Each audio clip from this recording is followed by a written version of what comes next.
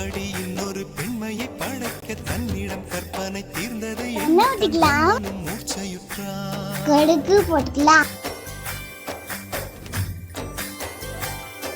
காஞ்சி மிளகா, வெங்காயம் போட்டுக்கலாம். இடித்து மேகத்தில் துடைத்து பெண் என்று படைத்து வீதியில் நான் கண்ணி கீரை போட்டுக்கலாம். இப்படி இன்னொரு பெண்மையை படைக்க தன்னிடம் கற்பனை தூள் தீர்ந்ததை போட்டுக்கலாம். தன் பிரம்மனும் உப்பு போட்டுக்கலாம். அவளின் நாசிக்குள் நுழைந்த தண்ணி ஊத்திக்கலாம். காடவி திரும்பும் போது மோட்சம் அடைந்து ராகங்கள் ஆகின்றதே.